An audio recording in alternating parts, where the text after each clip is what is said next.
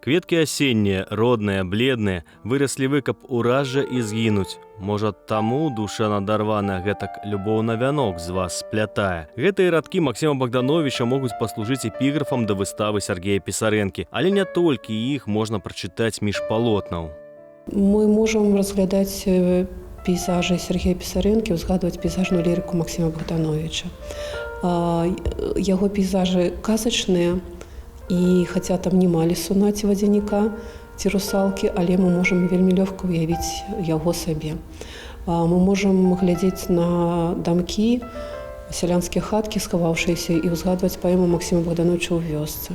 Біяграфія Сергея Пісарэнкі таксама знітавалася з лёсам Максіма Богдановича, які бываў у Маладзечанскім раёне, краявіды якога таксама наткнялі мастака з дзяцінства.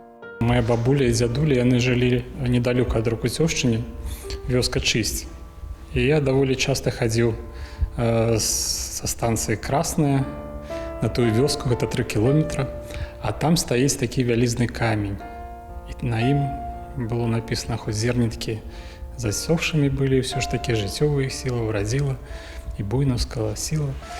І я заўсёды туды ішоў. Пейзаж, нацюрморт, замалёўка. Сергей Пісарэнка працуе ў розных жанрах, але захоўвае акварэльнае бачанне як рэчаіснасці, так і казкі. Прытым акварэль заўсёды дае нечаканы вынік і для самога мастака, як у карціне «Пёрка».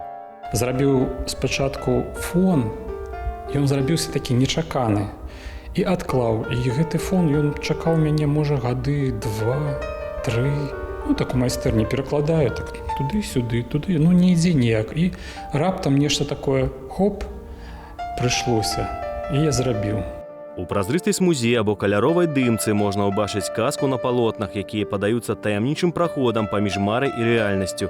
А кожная дэталь у гэтай дымцы прыцягвае ўвагу да карцін на доўгі час.